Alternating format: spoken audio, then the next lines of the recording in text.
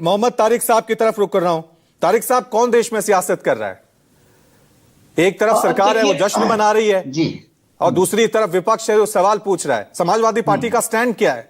आप ऑपरेशन सिंदूर से खुश हैं या आप भी खुश नहीं हैं?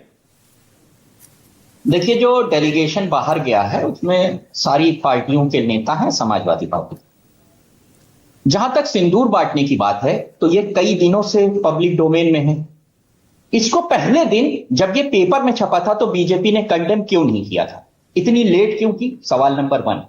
नहीं, क्यों नहीं बीजेपी ने आके कहा था अरे नहीं, ये तो फेक न्यूज है भाई, मेरा ऐसा कोई बात ही नहीं, हमने कहा ही नहीं है। उसके प्रो एंड कॉन्स तय किए।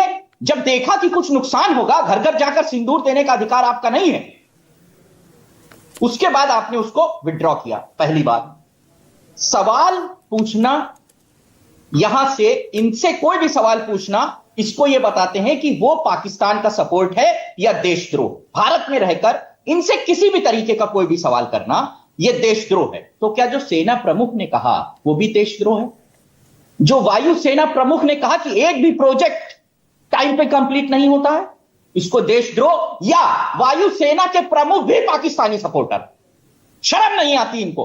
कोई भी सवाल। दूसरा सवाल, सुब्रमण्यम स्वामी, पता नहीं किस पार्टी के नेता है, मुझे नहीं पता, बड़े नेता हैं, इस नाम से सभी लोग वाकिफ होंगे।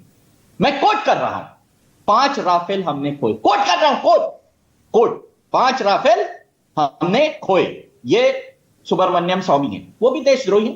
पाकिस्तान से पैसा लिया उन्होंने, नहीं तो और पैसा लेने के बाद तारिक साहब, सुब्रमण्यम स्वामी कोई ऑफिशियल अथॉरिटी तो है नहीं जिनकी बात हम मान लें। हम उनकी बात को तो नहीं मान सकते ना। भारत के नेता है, बीच में किसी को इंटरप्ट न कर। भारत का कोई भी नेता नहीं, भारत का कोई भी नेता कुछ भी कहेगा उसको हम मान तो नहीं सकते ना। भारत के नेता है या नहीं है, मैं सिर्फ इतना पूछ रहा हूं, बीजेपी के नेता है या नहीं है, मंत्री रहे सुब्रमण्यम स्वामी को कोट कर दूं।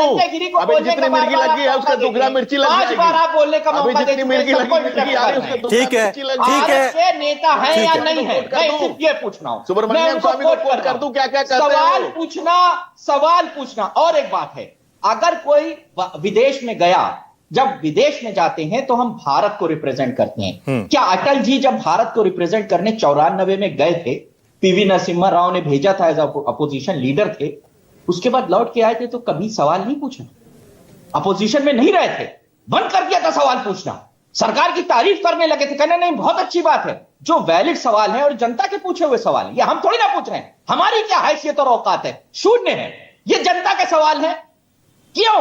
प्रधानमंत्री रोज रैली कर रहे हैं, प्रचार कर रहे हैं, रोज ऑपरेशन सिंदूर का क्रेडिट लेना चाहते हैं, ठीक है। क्यों ट्रंप की बात का मंचों से जवाब नहीं देते कि सुनो प्रधानमंत्री, सुनो प्रेसिडेंट ट्रंप, तुम्हारी हैसियत नहीं है कि तुम भारत को निर्देशित करो, तुम्हारी हैसियत नहीं है कि आप ये कहें कि हम व्यापार। तारिक साहब, ठीक है, आपका पॉइंट हो गया, ठीक है, लेकिन आप जरा राम गोपाल यादव को भी तो कोट कर लेते ना। उन्होंने जाति से कैसे जोड़ा था? सियासत करने में तो समाजवादी पार्टी भी पीछे नहीं रही। नहीं, राम गोपाल यादव ने कैसे जोड़ा था? ठीक है, जवाब इसका लीजिए। बिल्कुल जोड़ा था। जातिगत जनगणना ये कराने जा रहे हैं, सबकी जाति पूछेंगे, और वो जो बात उन्होंने कही वो यूपी की जो एससी लिस्ट है वो उसमें है।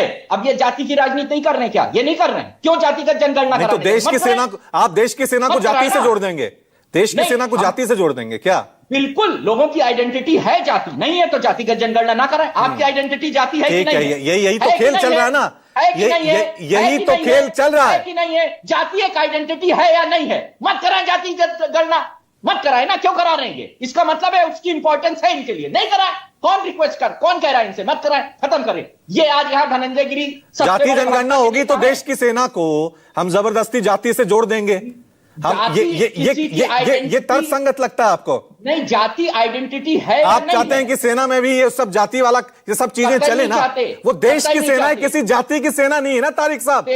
सेना को धर्म के नाम पर बांटा जा सकता है। एक सेना हमारी बहन को आतंकवादियों की बहन कहा जा सकता है, इसलिए अच्छा, आप राम गोपाल यादव के बयान को डिफेंड कर रहे हैं? कहा जा सकता है, आतंकवादियों की बहन कहा जा सकता है। ठीक है, मैं रुक कर रहा हूं, यही हो रहा है। कोई धर्म की पॉलिटिक्स खेल रहा है, कोई राष्ट्रवाद की खेल रहा है, कोई जाति की खेल रहा है। हिमराज